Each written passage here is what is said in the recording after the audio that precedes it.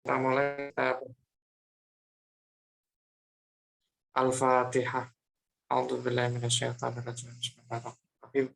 Alhamdulillahirabbil alamin arrahmanir rahim maliki yaumiddin. Iyyaka na'budu wa iyyaka nasta'in ihdinas siratal mustaqim. Shiratal ladzina an'amta 'alaihim ghairil maghdubi 'alaihim waladdallin. Amin. Bismillahirrahmanirrahim. Bab al-wudu'i. Bab ini akan menjelaskan hadis-hadis yang menjadi dasar dari syariat wudu, ya. Wudu itu artinya al-husnu wan nadzafah. Artinya indah dan bersih gitu. Jadi orang kalau berwudu ya nah kalau secara istilah di dalam ilmu fikih ya namanya wudu adalah cara bersuci dengan cara tertentu.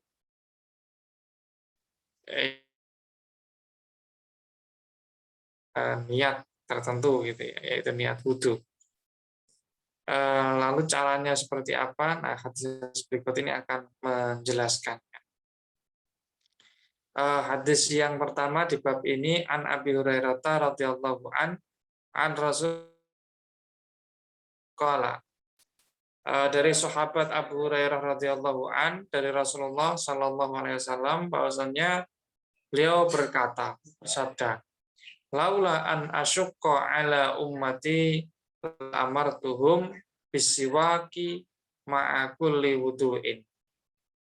Seandainya saya tidak takut memberatkan umat saya, niscaya saya akan memerintahkan mereka untuk bersiwak pada setiap akan berwudu, gitu ya. Ma'a kulli wudu'in.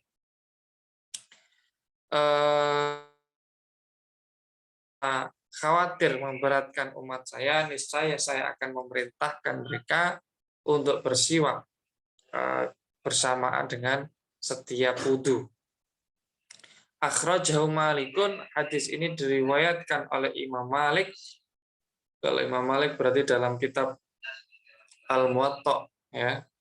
Wa Ahmadu, dan Imam Ahmad berarti dalam Musnad Ahmad, wa Nasa'iyu, dan Imam An-Nasa'i. Wa sahahahu Ibnu Khuzaimah, dan dinilai sahih hadis ini oleh Imam Ibnu Khuzaimah. Ini unik juga ya, bahwasanya pengarang kitab Bulughul Maram ini ya, sekalipun beliau bergelar Al-Hafidz, ya, Al-Muhaddits, tetapi taifnya sahih tidaknya suatu hadis beliau masih merasa perlu ya mengutip dari pendahulunya, seperti washahahu Ibnu Khuzaimah, ya. Imam Ibnu Khuzaimah dalam Sahih Ibnu Khuzaimah menilai hadis ini sebagai hadis sahih, ya. Oke, secara kualitas hadis ini adalah hadis sahih. Lalu apa makna dari hadis ini? Hadis ini menggambarkan bahwa kita ini dianjurkan ya untuk bersiwak berwudu. Laula an asyqa ala ummati la amartuhum bisiwak ma'a kulli wudu'in. Dalam hal ini Rasulullah menggunakan kata-kata yang menunjukkan ya kerahmatan beliau, ya, kasih sayang beliau kepada umatnya, khawatir memberatkan umat, niscaya saya wajib bersiwak sebelum wudu. Nah, karena saya merasa khawatir memberatkan umat, jadi saya tidak memerintahkan. Maksudnya diperintahkan di sini adalah diperintahkan yang bersifat wajib, gitu ya. Nah, ini yang dinafikan, yang ditiadakan di dalam siwak ini, ya, yaitu hukum wajibnya atau perintah wajibnya. Tetapi melihat narasi dari hadis ini, ya, kita bisa tahu bahwasanya Rasulullah itu ingin agar kita bersiwak, ya, agar kita bersiwak, membersihkan mulut, ya, dengan alat, membersihkan mulut, ya, dengan alat. Bisa dengan al-aud, dengan kayu out, ya, atau apa istilahnya, kayu arok, ada juga kayu arok. Jadi kalau di Tanah Abang yang jualan kayu itu, ya, kayu arok atau kayu out, itu biasa digunakan untuk gigi, ya. Ini adalah dua, membersihkan kuning-kuningnya, yang kedua adalah membersihkan bau mulutnya, gitu, ya. Dengan bersiwak itu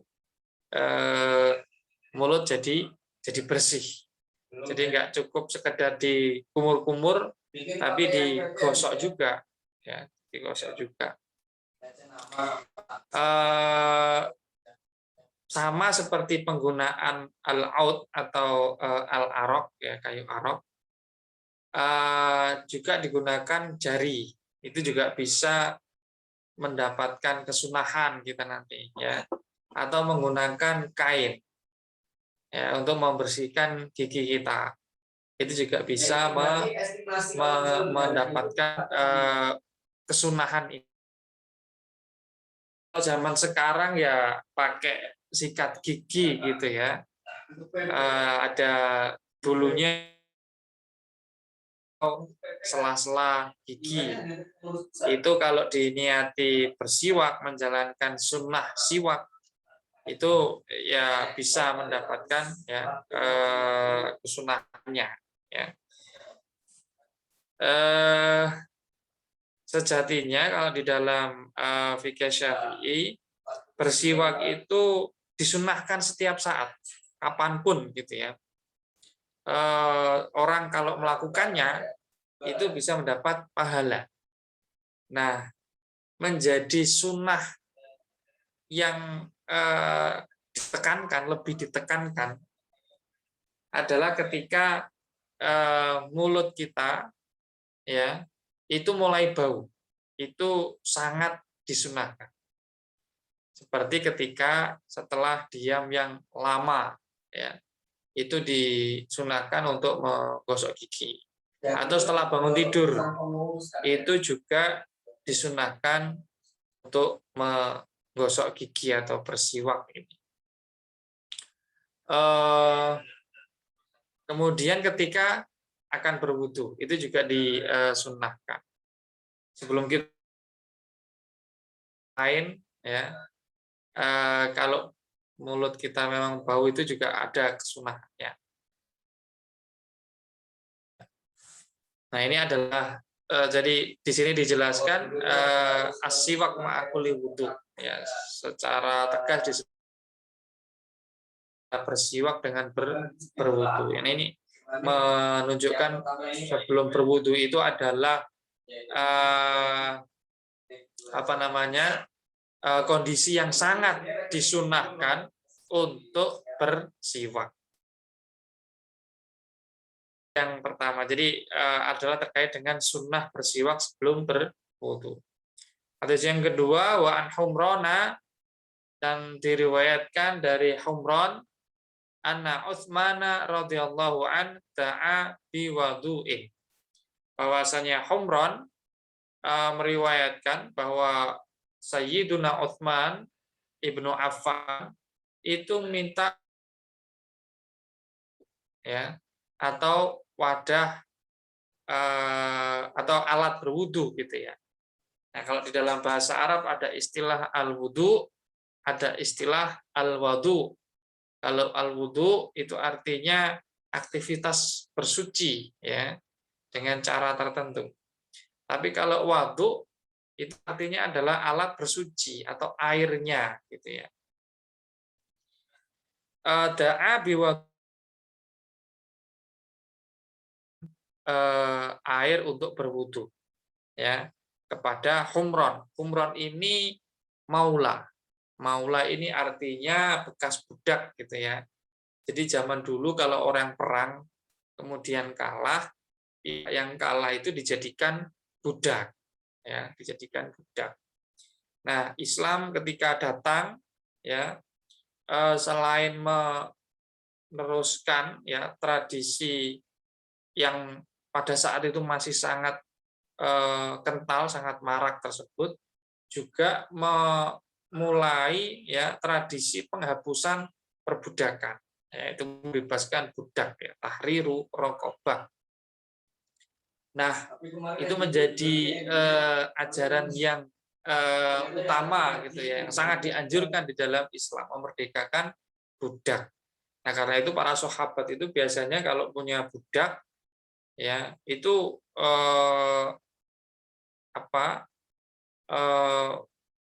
termotivasi sekali untuk memerdekakannya.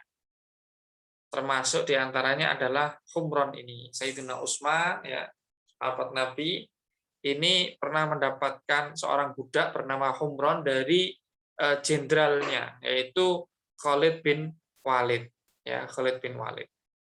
Nah, tetapi kemudian dimerdekakan. Bukan hanya dimerdekakan, tetapi juga diajari Islam, ya, diajari agama. Sehingga murid-murid atau bekas-bekas budaknya para sahabat ini umumnya ya jadi orang alim, ya, jadi orang pinter. Mereka adalah golongan tabiin, gitu ya. Ada sangat cukup banyak ya tabiin yang pada mulanya adalah budak atau anaknya budak. Nah, contohnya adalah Humron di dalam riwayat ini, gitu ya. Jadi ceritanya Sayyidina Utsman minta dibawakan air wudhu oleh bekas budaknya, yaitu Humron. Faghosala kafaihi salasa marrotin.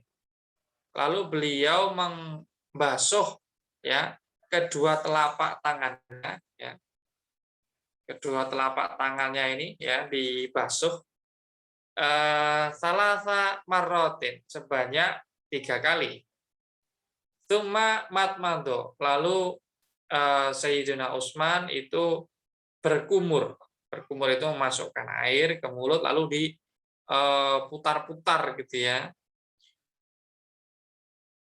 Bilang kemu gitu ya.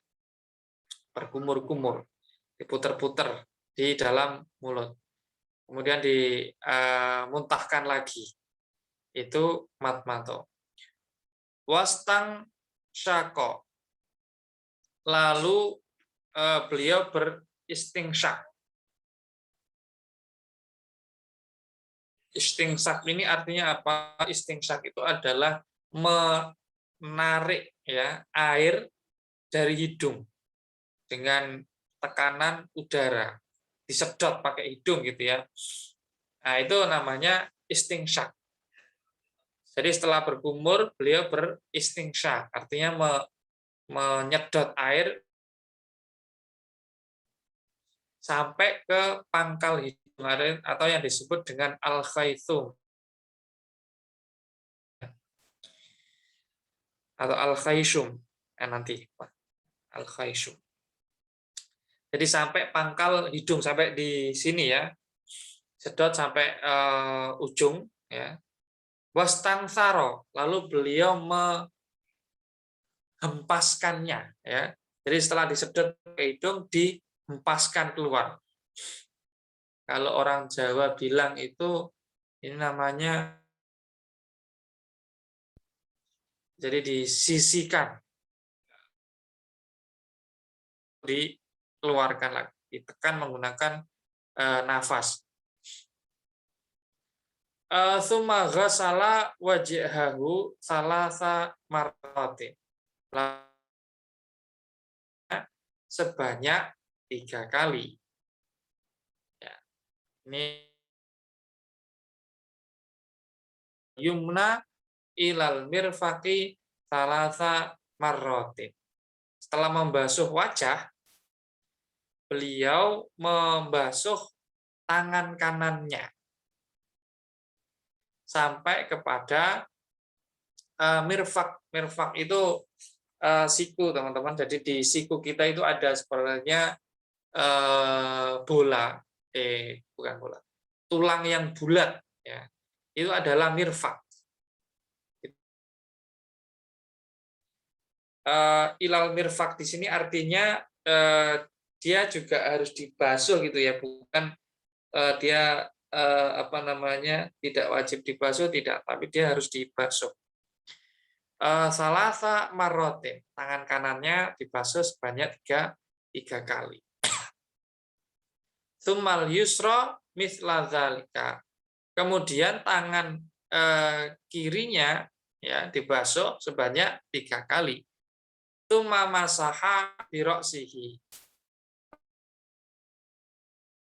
Itu mengusap rambut kepalanya.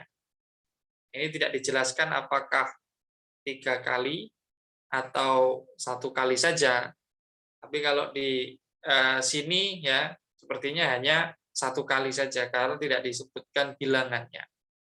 Nah, nanti para ulama berbeda pendapat ya, apakah mengusap rambut kepala itu disunnahkan untuk dilakukan 3 kali atau cukup 1 kali saja. Ya. Tsumma ghassala rijlahu al-yumna. Lalu Sayyidina Utsman ya itu membasuh kakinya yang kanan. Ilal ka'baini sampai 2 mata kakinya. Nah, di kaki kita itu ada 2 tulang ya. Itu namanya al-ka'bain. Salasa marratin. Basuh kaki kanan sebanyak 3 kali. Tsummal yusra mithla dzalika. Lalu membasuh kaki kiri sebanyak 3 kali juga sampai kedua mata kaki. Tsumma qala, lalu Sayyidina Utsman itu berkata begini, ra'aitu Rasulullah tawaddu'a. Saya pernah melihat Rasulullah berwudu seperti wudu saya ini yang saya praktekkan ini.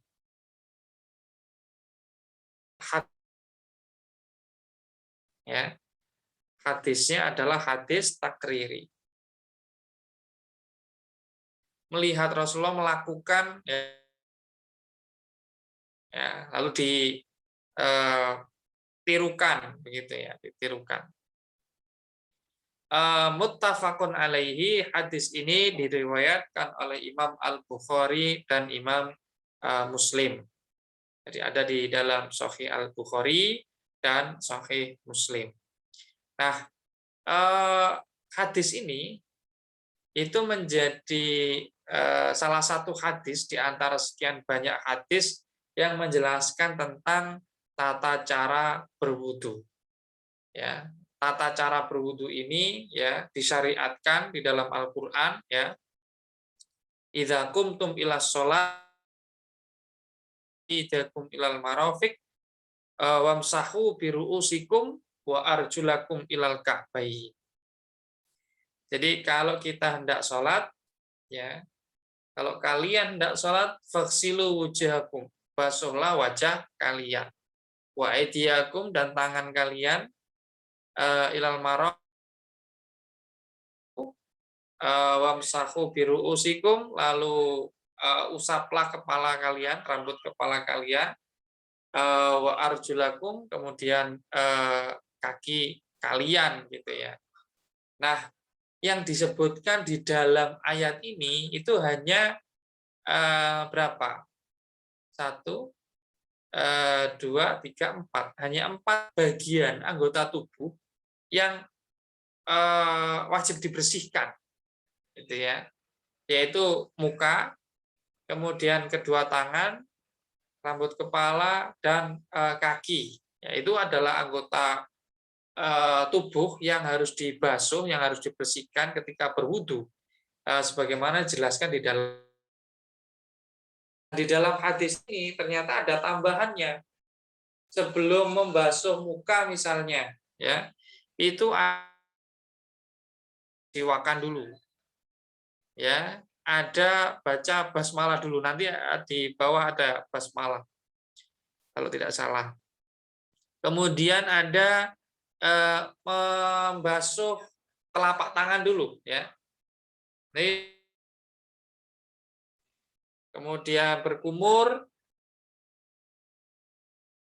baru membasuh wajah.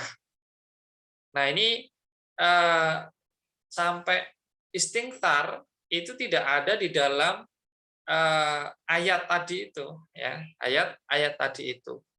Karena itu menurut sebagian ulama apa yang disebutkan di dalam hadis ini sebelum membasuh wajah itu bernilai sunnah, gitu ya, bernilai sunnah. Karena itu diajarkan oleh Nabi, dijelaskan oleh Nabi, dan tidak diwajibkan seperti itu. Tetapi ada sebagian madhab, ya, ini terkait dengan madmadoh berkumur, ya, terkait dengan berkumur. Kalau dalam madhab Hambali punya madmadoh itu berkumur, ya. Kalau tidak dilakukan ya berarti berdosa. Jadi membasuh tangan, imsak dan istighfar ini hukumnya sunnah. Kemudian baru membasuh wajah ini termasuk yang wajib. Kalau tidak dilakukan maka wudhunya tidak sah, gitu ya. 3 kalinya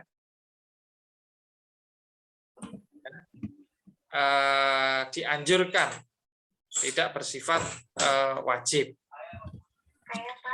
Kemudian membasuh tangan, hukumnya wajib.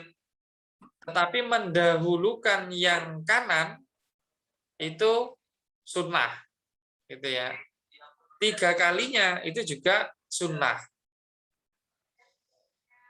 Begitu pula ketika membasuh tangan kiri, membasuh tangan kirinya itu ya termasuk kewajiban fardu wudhu, ya.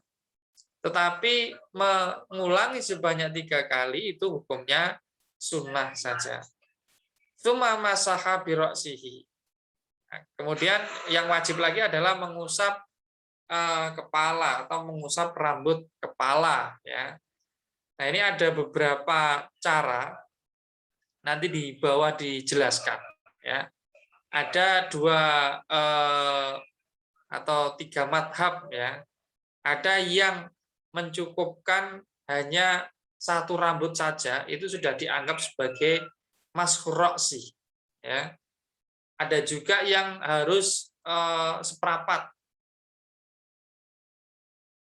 harus seluruhnya rambut kepala itu harus diusap. Tetapi kalau di dalam Al-Qur'an ya redaksinya sama dengan yang di hadis ini, ya, tsumma masaha bi ra'sihi wamsahu bi ru'usikum. Nah, tetapi nanti di dalam keterangan hadisnya itu ada beberapa varian, beberapa versi, gitu ya. Yang itu kemudian menyebabkan hanya mengusap rambut kepala itu ukurannya minimalnya berapa. Ya. Tsumma ghassala rijlahu al-yumna ilal ka'baini thalatha marratin. Tsummal yusra mithla dzalika. Yang terakhir adalah membasuh kaki. Nah, mendahulukan yang kanan at-tayamun, ya, ini hukumnya sunnah. Demikian pula mengulangi sebanyak 3 kali itu juga sunnah, ya. Nah, di dalam hadis ini itu hanya dijelaskan tata caranya saja, ya, tidak dijelaskan mana yang wajib. Nah, ini memang kalau di dalam hadisnya tidak ada wajib. Oh, ini sunnah, tidak ada. Nah, ini adalah penjelasan para ulama, begitu ya, memilah-milah mana yang wajib, mana yang sunnah, gitu. Ada metodenya, gitu ya, ada metode untuk merumuskan bagaimana kandungan hadis ini ya ada yang berimplikasi atau bermakna wajib dan ada yang bermakna sunnah, ada metode ijtihadnya. Kalau kita tidak belajar ya bisa jadi akan memahami akhir itu adalah wajib semua, harus dilakukan semua. Kalau tidak dilakukan, nah ini tentu kurang lengkap ya, pengetahuannya kurang lengkap. Idealnya ya harus tahu mana yang wajib dan mana yang tidak wajib, mana yang sunnah, mana yang fardu.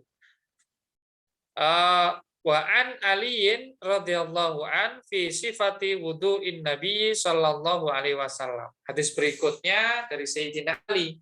Ini sebenarnya hadisnya panjang ya, teman-teman. Yang menjelaskan cara berwudunya Rasulullah fi sifati wudu'in nabi.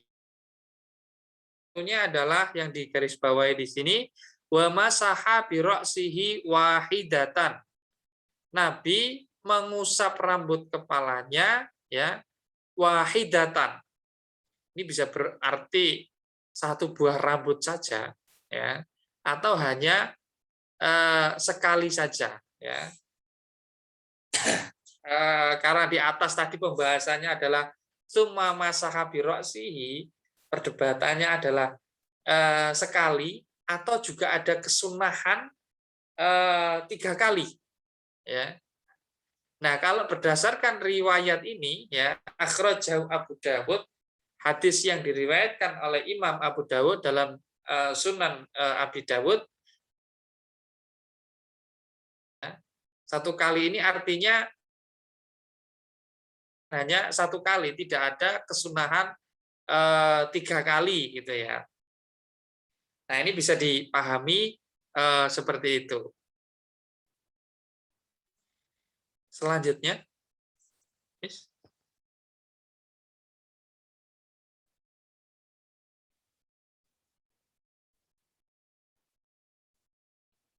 oke, jadi ada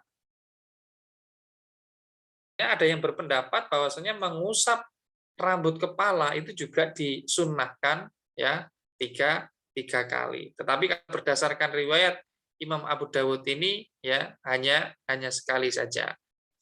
Wa an Abdullah bin Zaid bin Asim radhiyallahu an fi sifatil wudu.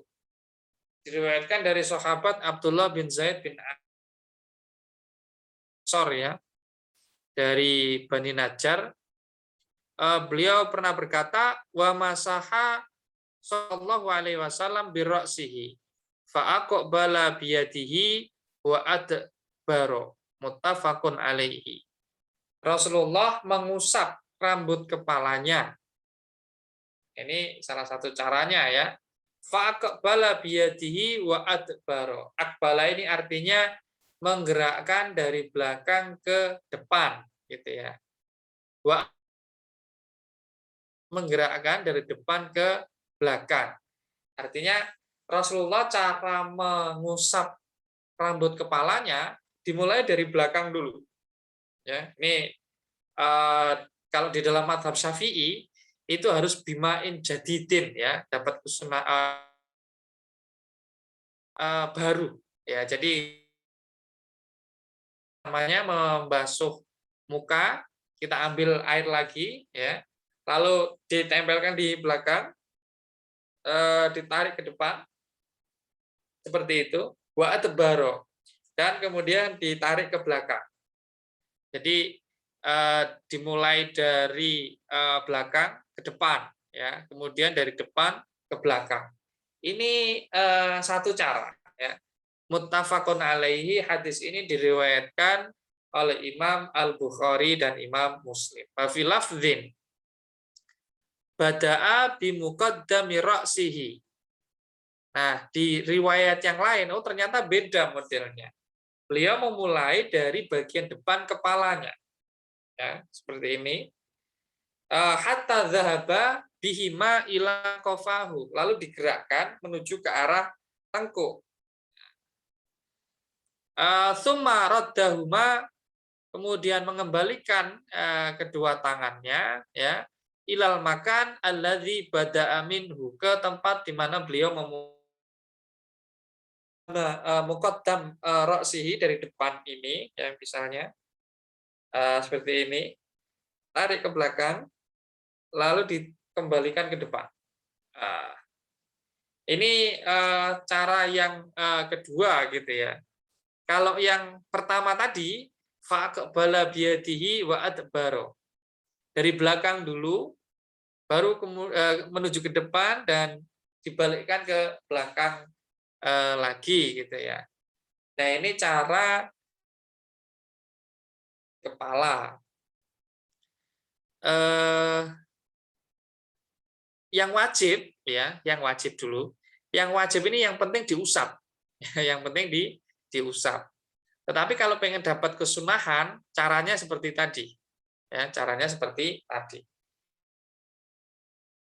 Sebagian madhab di dalam fikih ya, itu mewajibkan tidak hanya satu atau beberapa helai rambut yang diusap, tapi keseluruhannya ya. Berdasarkan riwayat hadis Bukhari Muslim ini ya, yang wajib diusap ya untuk menjalankan perintah wamsahu bi ru'usikum dalam ayat Al-Qur'an itu ya, itu harus semuanya, tidak boleh setengahnya, nggak boleh, atau hanya satu biji saja, tidak boleh. Nah, ini menurut mazhab selain mazhab Syafi'i. Kalau dalam mazhab Syafi'i, cara semacam ini yang lengkap dari belakang ke depan atau dari depan ke belakang, itu hukumnya sunnah.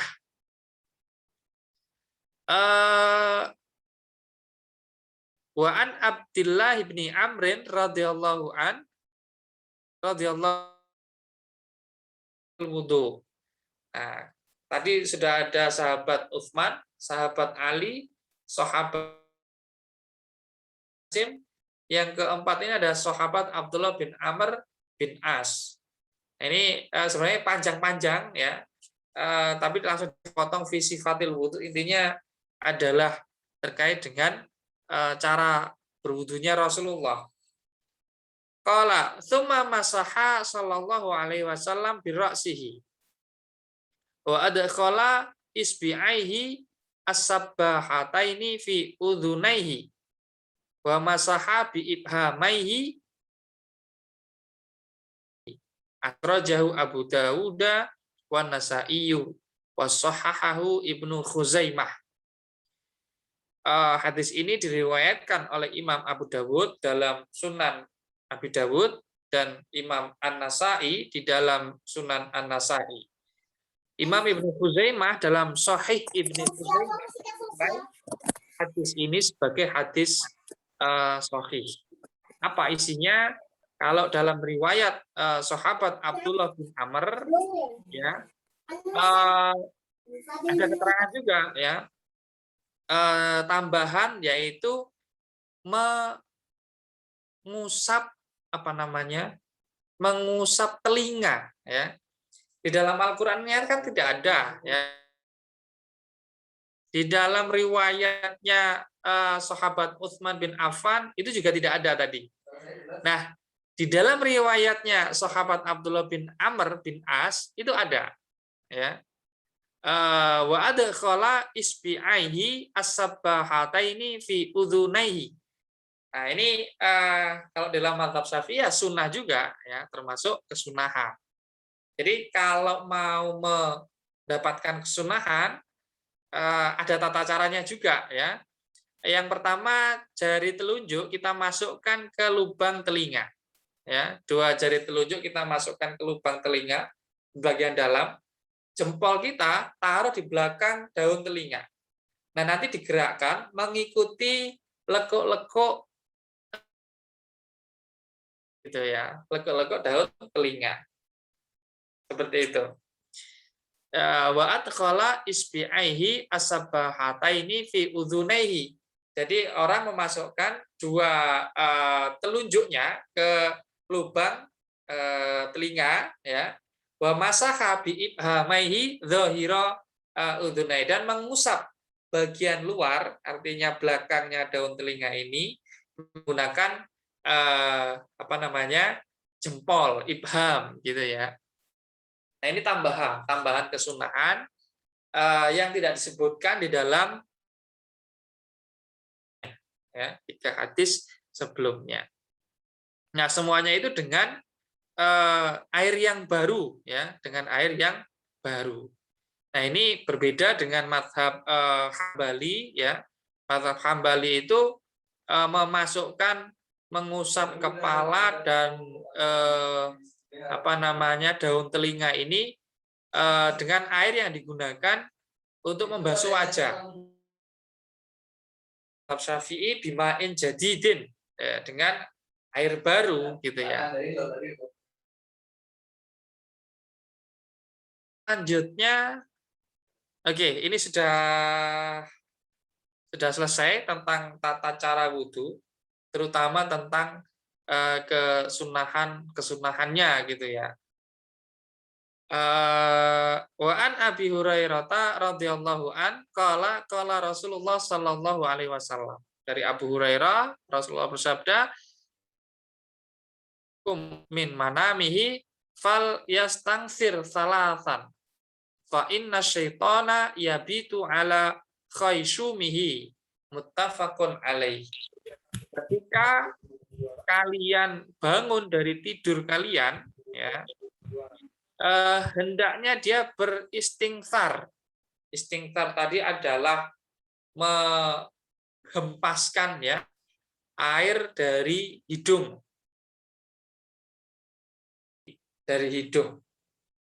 Nah, ini mesti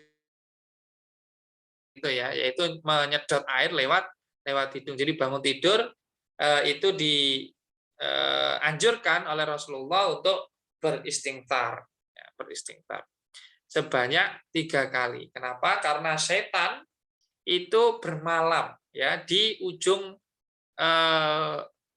hidung kita. Khayshum itu adalah ujung hidung kita. Artinya ya kotoran gitu ya. Kotoran itu mengotori hidung kita sehingga dianjurkan untuk dibersihkan dengan cara istighfar. Muttafaqun alaihi, hadis ini diriwayatkan oleh Imam wa anhu, dan Hurairah, idza istaiqadha ahadukum min naumihi fala yaghmis yadahu fil ina. Ketika kalian bangun dari tidur, maka jangan masukkan tangan kalian ke dalam wadah. Ya, hatta yaghsilaha, sampai dibasuh dulu. Salatan sebanyak 3 kali. Jadi ini biar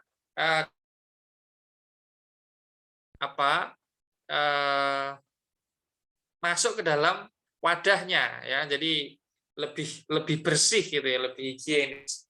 Fa innahu la yadri aina batat yadahu. Kenapa Nabi menganjurkan untuk mencuci tangan setelah kita bangun tidur? Karena ya kita tidak tahu semalam tangan kita garuk apa saja gitu ya, di mana posisi tangan kita semalam, nyentuh apa saja ketika tidur, kita tidak tahu. Nah untuk itu biar bersih banget gitu ya, dianjurkan untuk membasuhnya ya.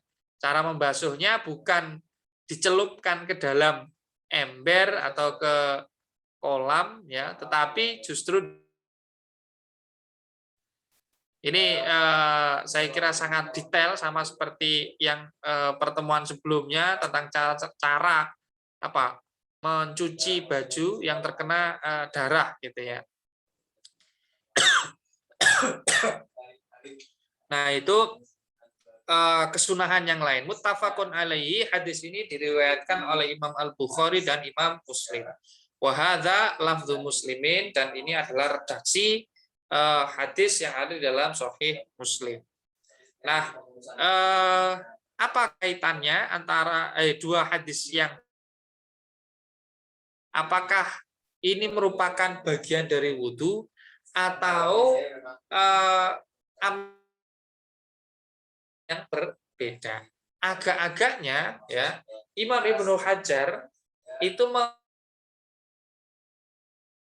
tidur, kemudian istighfar, kemudian nyuci tangan ke dalam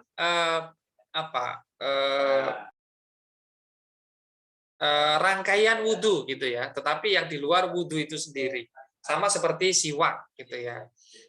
Jadi sebelum berwudhu tadi itu ya, cuci tangan dulu, istighfar dulu, kemudian gosok gigi dulu, baru berwudhu gitu ya. Nah ini agaknya seperti itu, agaknya digandengkan dengan praktik atau ritual wudhunya. Jadi cukup banyak ya yang kita lakukan setelah bangun tidur. Setelah waktu subuh masuk, kemudian bangun ke kamar mandi, cuci tangan dulu, istighfar, ya, menghempaskan air lewat hidung, membersihkan hidung, lalu baru siwakan dan kemudian berwudu. Jadi dalam beberapa hadis yang disebutkan tadi, agaknya lebih banyak berbicara tentang amalan-amalan yang sifatnya sunnah gitu ya, yang sifatnya sunnah. Baik, itu mungkin materi kita pada malam hari ini. Mungkin ada yang ingin bertanya, silahkan. Saya Ustadz. Ya. Assalamualaikum warahmatullahi wabarakatuh. Waalaikumsalam. Saya baru ikut yang pertama kali ini Ustadz. Ini udah yang keberapa kali ya Ustadz? Ini keberapa ya? Mungkin keberapa Mbak? Mungkin ke 10-15. Ya Allah ya Robbi, sayang banget kalau ada. Kalau hadis kita ini sudah hadis yang ke-32. Insya Allah saya baru sekali ini. Antara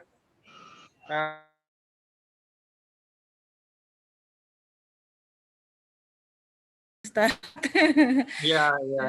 Ya gini, saya nahan membasuh yang mengawalkan yang kanan dari yang kiri gitu ya. Nah sedangkan sunnah yang lainnya adalah 3 kali gitu ya. Nah selama ini yang saya lakukan sejak kecil ya, karena saya kan background-nya bukan dari pesantren, jadi istilahnya ilmu niru tok gitu loh dari yang mengajarkan gitu. Kemudian yang mengajarkan pun bukan dari background pesantren, jadi ya ilmunya terbatas lah, namanya di kampung.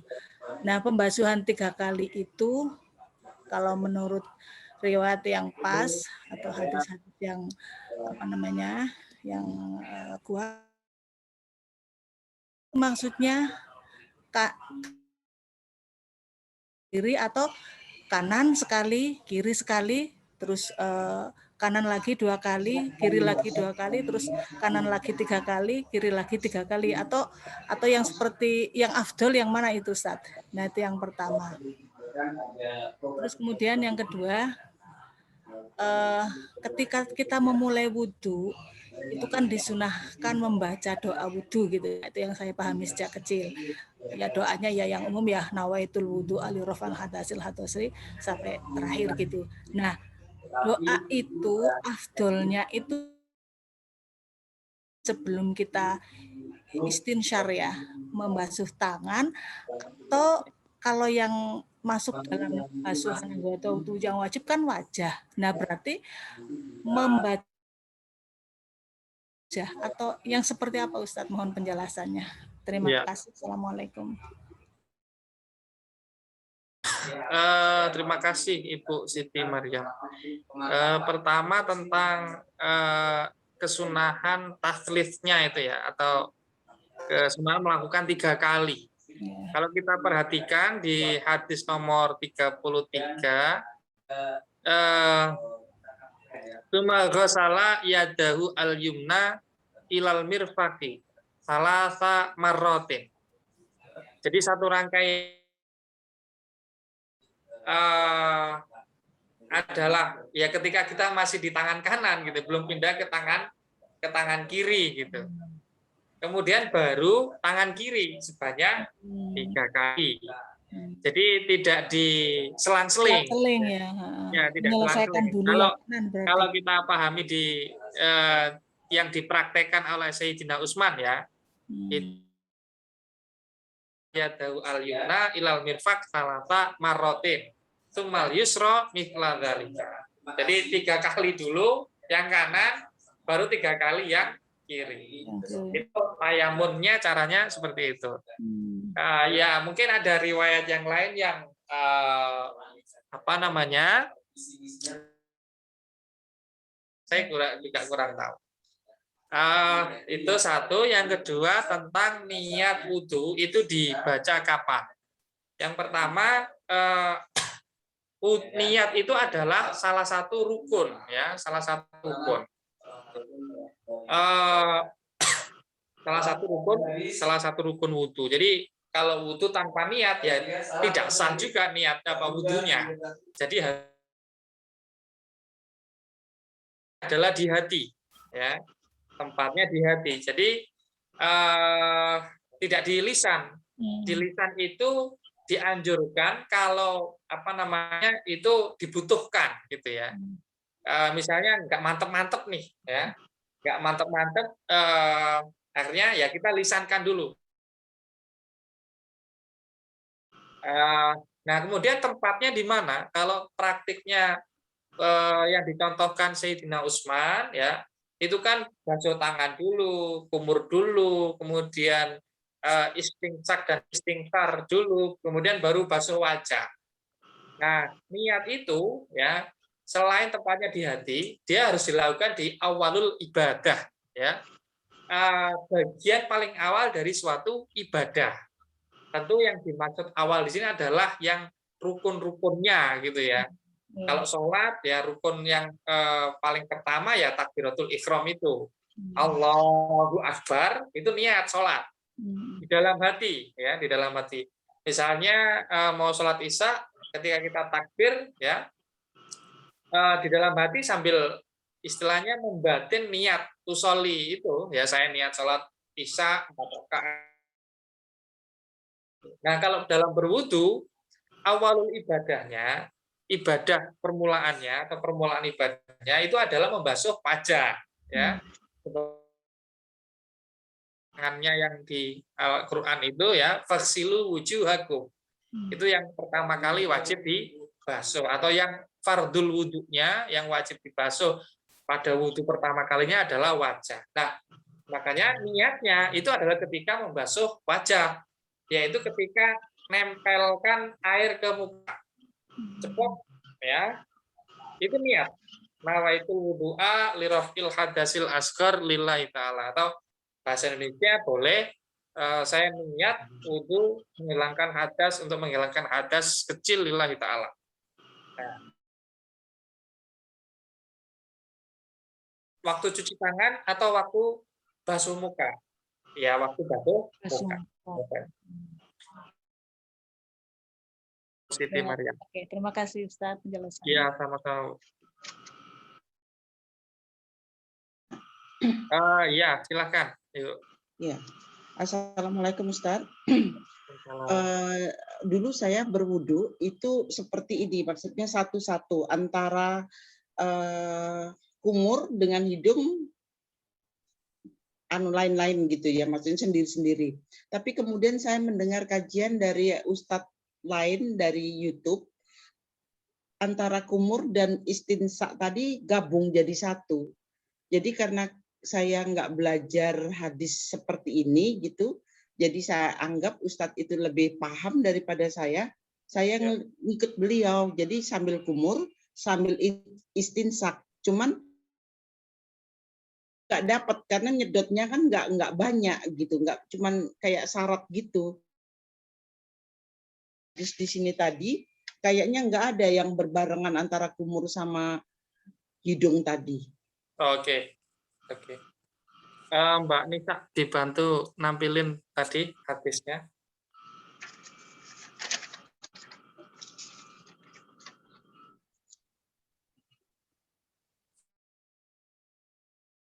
Jadi dalam hadisnya tadi itu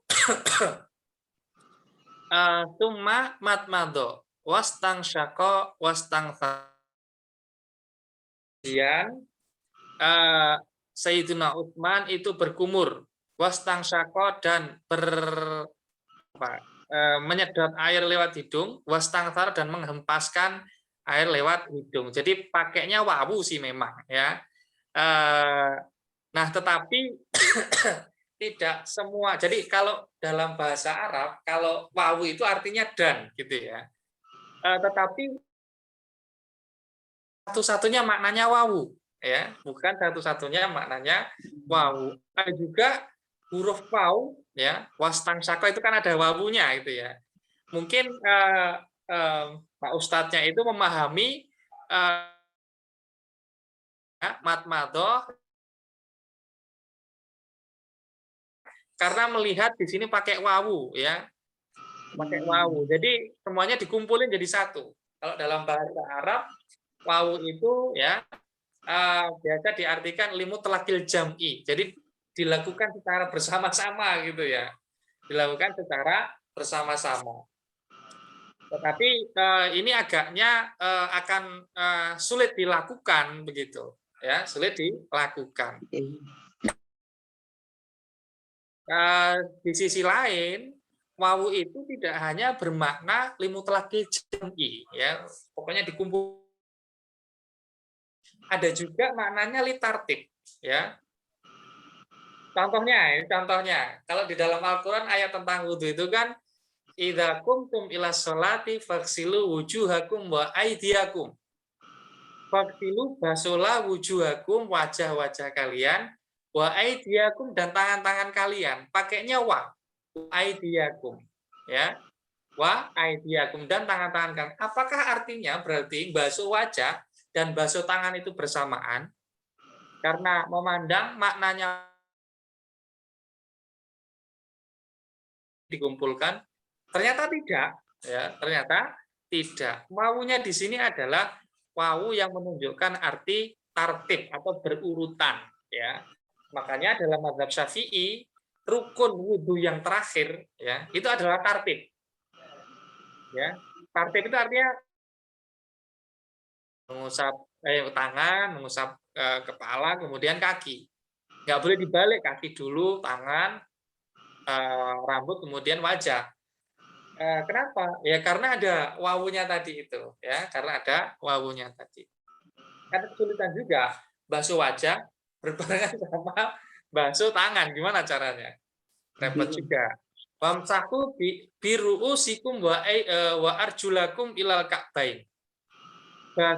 Usaplah apa namanya ini? Rambut kalian, kepala kalian, wa arjulakum dan. Nah ini dibaca arjuli wa arjulikum atau wa arjulakum, beda nanti maknanya. Kalau wa arjulakum berarti basuhlah kaki kalian. Tapi kalau dibaca wa arjulikum maka itu diusap saja sudah cukup gitu ya. Nah, kita ikuti yang bacaan wa arjulakum gitu ya. Dan basuhlah kaki kalian. Loh, ini apakah digabungkan ketika kita mengusap rambut kepala? Ternyata tidak juga. Jadi mungkin Pak Ustadznya memahami wawu di dalam hadis summa wastangtsaro ini dalam pengertian limutlaqil jam'i ya.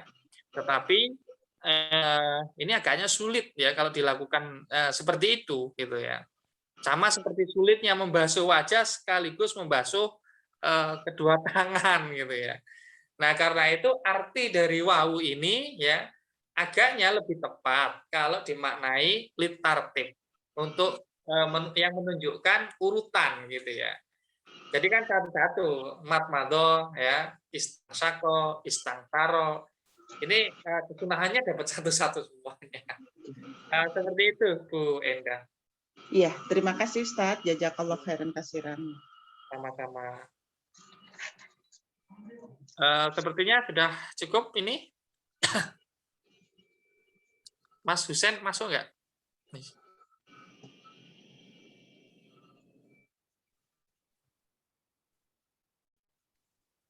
Kayaknya enggak, Kak. Oke. Baik, kalau sudah tidak ada pertanyaan, kita tutup dengan bacaan suratul Fatihah. Semoga apa yang kita pelajari bermanfaat. Al-Fatihah.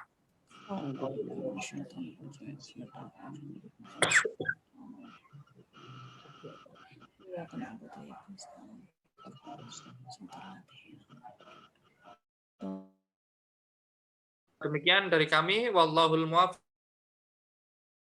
Waalaikumsalam warahmatullahi wabarakatuh. Terima kasih, Terima Ustaz. kasih, Ustaz. Sama-sama, Ibu.